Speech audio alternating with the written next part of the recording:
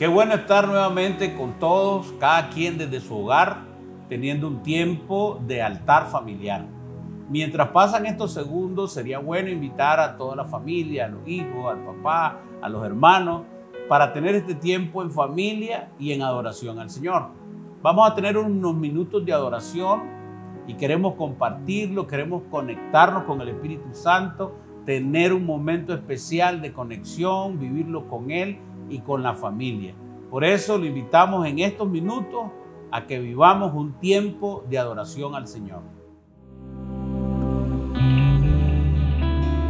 Enséñame cómo adorarte.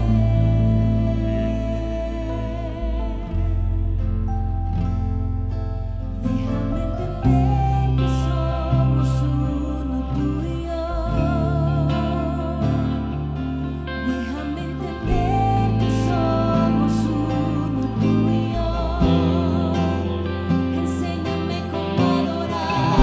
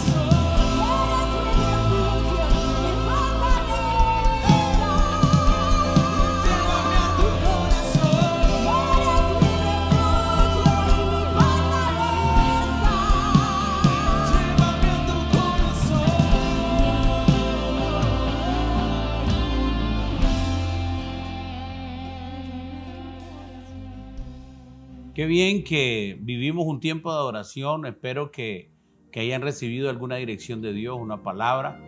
Y eso es algo que tenemos que seguir desarrollando. Buscar en la presencia del Señor, buscar información del cielo, buscar una palabra de dirección, buscar una dirección inclusive para los planes futuros. Y el tiempo de oración es tan importante. Hoy queremos compartir entendiendo de que en el altar familiar convergen muchas cosas importantes que nos alimentan y nos llenan espiritualmente, nos llenan de fuerza para enfrentar los desafíos, las situaciones difíciles. Entonces, un día como hoy tenemos un tiempo de adoración, un tiempo de meditación en la palabra, pero también tomamos la Santa Cena. Es un tiempo de unidad familiar, así que es importante que todo lo vivamos y todo lo hagamos con fe. Entonces queremos compartir hoy una palabra que está en Efesios capítulo 4, verso 1 al 3.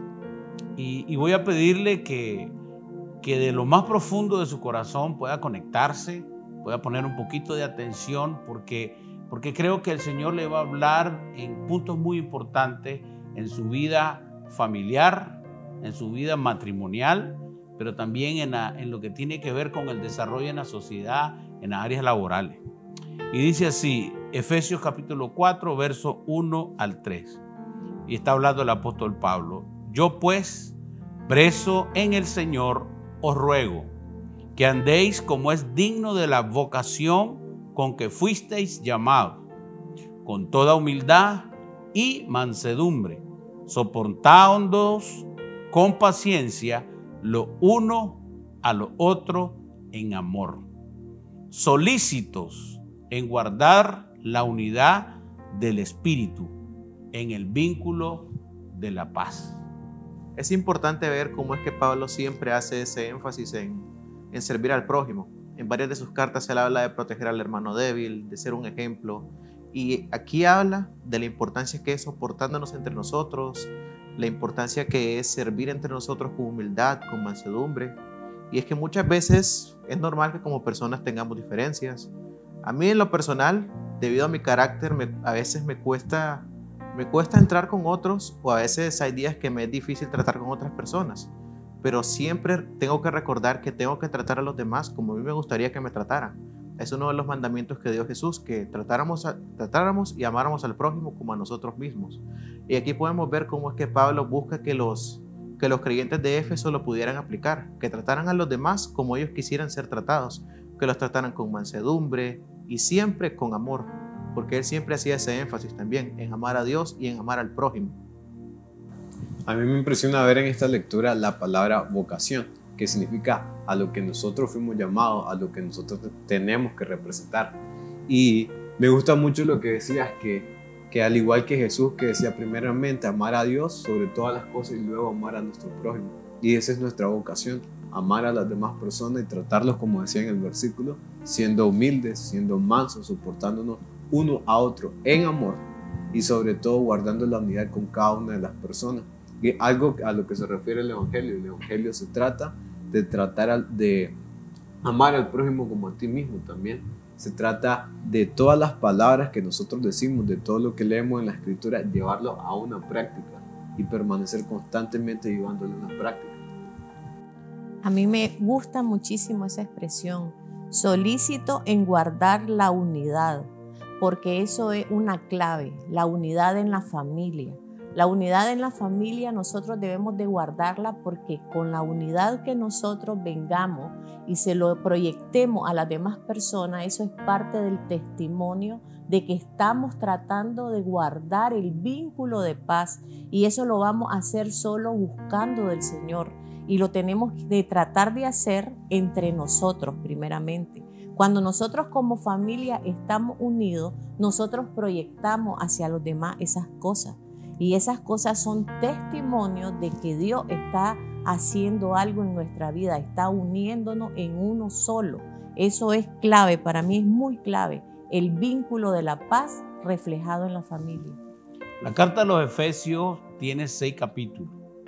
En los primeros 3, el apóstol Pablo hace un énfasis a través de todo lo que tiene que ver con las promesas, con la posición de nosotros como hijos de Dios, con todo lo que hemos heredado de parte del Señor, que somos amados, somos escogidos, que estamos sentados en lugares celestiales con Cristo, que tenemos autoridad a través del sacrificio de Cristo en la cruz, y habla de una posición que tenemos como hijos de Dios, pero asimismo como iglesia de Cristo.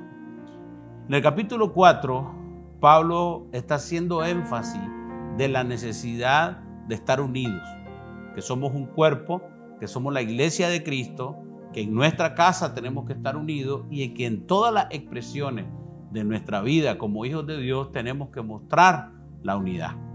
Por eso, cuando llegamos al capítulo 4, tenemos que entender que la unidad es un vínculo fuerte que debe de desarrollarse y que debe de establecerse.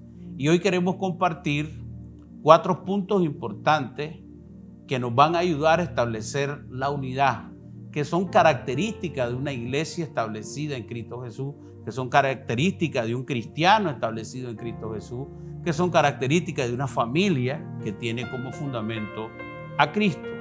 Y lo primero es la humildad. Nosotros hemos manejado la palabra humildad, es posible con algún significado fuera de la Biblia. Y algunas personas creen que ser humilde es una persona que camina cabizbajo, que muy pocas veces se le escucha la voz o que tiene carencia de dinero. Y ese no es el significado. El significado que nosotros encontramos en la Escritura está en Filipenses capítulo 2, verso 3. Dice así, 3 y 4. Por nada hagáis por contienda o por vanagloria, antes bien con humildad, estimando a cada uno de los demás como superiores a él mismo, no mirando cada uno por lo suyo propio, sino cada cual también por lo de los otros. Cuando Pablo cita la palabra humildad en la carta a los Efesios, nos está diciendo que es necesario que conozcamos nuestra posición, en primer lugar en Cristo, y en segundo lugar que no tengamos ni un concepto más alto de nosotros mismos, ni un concepto más bajo de nosotros mismos, ni más alto para que en algún momento seamos soberbios o altivos, ni más bajo como para que no podamos desarrollar los propósitos divinos. Ser humilde es conocer mi posición en Cristo. Ser humilde es tener una percepción de mí mismo ubicada en el Señor, entendiendo que todo lo que soy, primero le da gloria a Dios y en segundo lugar, amamos y servimos a los hombres. Entonces la humildad está relacionada con la opinión que yo tengo de mí mismo, es mi percepción. Si yo mi percepción la tengo en Jesucristo, me doy cuenta que a mí no me falta nada, que tengo todo en Él y que no tengo por qué pelear por algo, porque Dios ya me lo dio todo a través de Jesucristo. Pero también entiendo que aunque alguien no tenga una percepción buena de mí, lo más importante es lo que Dios ha hablado de mí. Entonces, la humildad me va a llevar a no contender, no me va a llevar a una competencia, me va a llevar a colaborar, me va a llevar a trabajar como cuerpo. Por eso es clave la humildad en el proceso de unidad. Sin humildad es imposible que nosotros podamos desarrollarnos como cuerpo de Cristo, como una familia, porque lo que hay es competencia. Sin embargo, el humilde sabe quién es en Cristo, sabe dónde está posicionado y no pelea por las cosas, sino que es complemento donde quiera que está. Lo segundo es la mansedumbre. La mansedumbre también es un fruto del Espíritu Santo. Y en 2 de Timoteo capítulo 2, versos 24 al 25, dice así: porque el siervo del Señor no debe ser contencioso, sino amable para con todo, apto para enseñar, sufrido, que con mansedumbre corrija a los que se oponen, por si quizás Dios le conceda que se arrepientan para conocer la verdad. La mansedumbre está muy relacionada con la capacidad que tenemos nosotros de controlar nuestras emociones, de no ser personas que las emociones nos dominan, sino de ser personas que con la ayuda del Señor, con la guianza del Espíritu Santo, podemos someter nuestras emociones bajo la dirección de Dios por el Espíritu y la palabra. La persona mansa entiende que necesita sujetarse a Dios, que necesita someterse a la obediencia a Dios, más allá de lo que sienta y más allá de lo que piense, sino que entiende que hay una autoridad mayor que es la que rige el universo y el mundo, y por eso no hago lo que quiero ni hago lo que pienso, sino que hago lo que debo. Pablo decía, todo me es lícito, pero no todo me conviene. Entonces, el manso trata de controlar todo su sistema emocional. Entonces, si usted ve que la humildad y la mansedumbre juegan un papel, no son lo mismo, pero trabajan juntas, porque logran establecer ambientes saludables para relacionarnos en cualquier ámbito de la expresión del ser humano. Lo tercero es soportándoos los unos a los otros con amor. No es cualquier palabra cuando decimos amor. Hablamos del amor ágape de 1 Corintios 13, que es el amor que proviene de Dios. Es la capacidad que tenemos de no juzgar a los demás, sino de ver cómo les sirvo a los demás. Es la capacidad que tengo de perdonar con tal de lograr los objetivos de Dios. Es la capacidad de ser alguien que provoca paz y que edifica la paz donde quiera que está. Soportándoos, la palabra significa mantenerse firme, soportar un peso, servir como estructura de soporte. Entonces, hay momentos donde yo voy a tener, por causa del objetivo de la unidad, que soportar algunas acciones en mi contra, algunas posiciones en mi contra, que primero con mansedumbre voy a tratar de dominar mis emociones, pero también con una capacidad de soporte ante una embestida de alguna mala acción, de alguna situación difícil en mi contra, poder entender que no es que debo de huir, sino que van a haber momentos donde yo voy a soportar en amor algunas acciones en mi contra, palabras, tal vez en algún momento, no sé, algunas posiciones, algunas palabras, algunas direcciones que no realmente me convengan o me agraden, pero voy a soportarlo por causa de la unidad, porque todos tenemos deficiencias en nuestro carácter, todos los seres humanos tenemos temores, todos los seres humanos tenemos algunas situaciones que no hemos concluido en nuestro sistema emocional, y cuando nos relacionamos no estamos tan sanos en algún momento. Por eso tiene que haber alguien que soporte, tiene que haber alguien que sea usado por Dios para que Él sea ese soporte que sostenga la unidad. En Colosenses 3:13 dice, soportándoos unos a otros y perdonándoos, porque el perdón libera.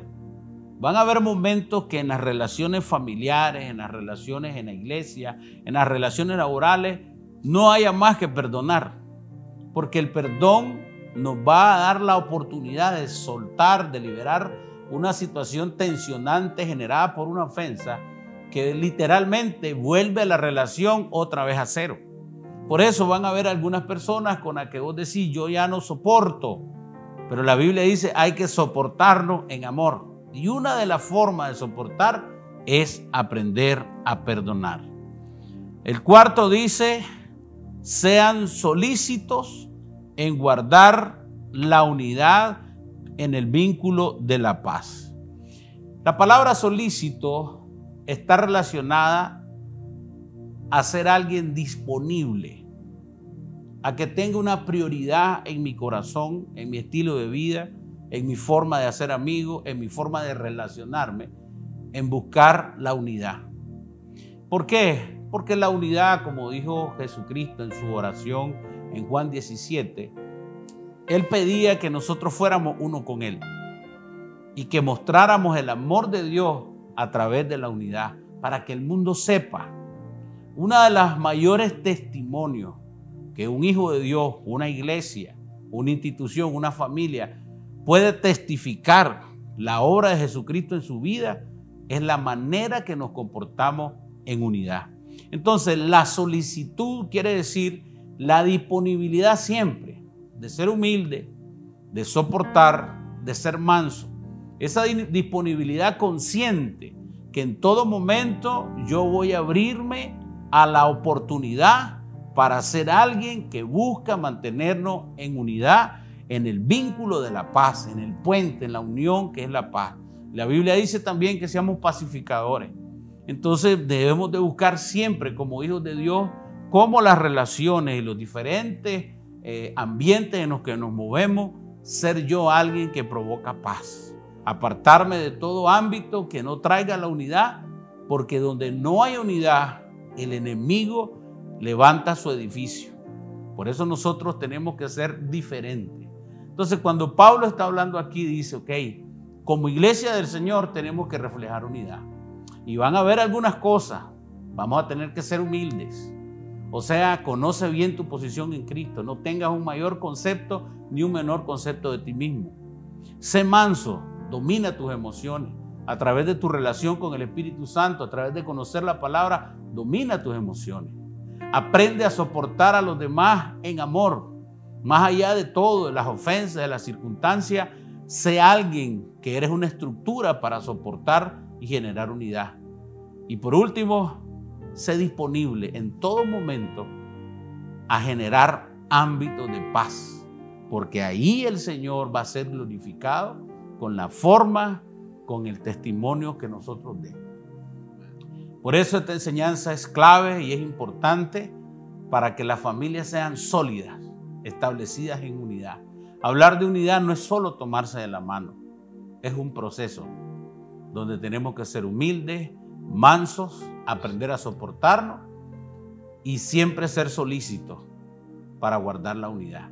Así que en esta noche, cuando vaya a tomar la Santa Cena, si puede tener un momento para arreglar algunas relaciones dentro de la casa, si pudieras hacer una llamada telefónica, inclusive tal vez a alguien que no está en tu casa y pedirle perdón y ajustar esa parte, yo te aseguro que el Señor estará feliz y estará gozoso porque estamos haciendo su voluntad cuando buscamos la unidad. Así que en esta noche, en este tiempo, te damos gracias. En primer lugar, por conectarte. En segundo lugar, por mantenerte firme en este tiempo. Y queremos orar unos segundos para bendecir a todos los que en este momento nos están viendo y están conectados. Señor, te damos gracias por tu fidelidad, por tu palabra, por la revelación de tu palabra, por tu Santo Espíritu que nos guía, Señor. Te pedimos, Señor, en este tiempo que en cada casa reine la unidad, que podamos entender que la unidad es un proceso, que vamos a tener que sacrificar sentir personales, forma de pensar, acciones personales y egoístas para ser solícitos en guardar la unidad. Que podamos fluir en ese fruto de la mansedumbre para ser personas que nos podamos controlar con la guía del Espíritu Santo. Señor, que hayan palabras que transformen el corazón de nuestra familia, de nuestros hijos, aún de nuestros compañeros de trabajo, aún de nuestros jefes, donde podamos llevar una palabra que toque su vida y traiga la unidad. Primeramente contigo y después con todos los hermanos, el prójimo, la familia, los compañeros. Señor, en este tiempo pedimos que seas tú guiándonos, protegiéndonos. Declaramos una palabra de cobertura, de protección a toda la familia, Señor, donde ellos se muevan, en los vehículos que viajan, en los buses, en las oficinas donde están, aún en los centros de ventas, cuando andan en las calles. Señor, oramos por una protección especial. Que ninguna enfermedad, ningún virus venga sobre sus vidas y los afecte, sino que declaramos la cobertura del Altísimo.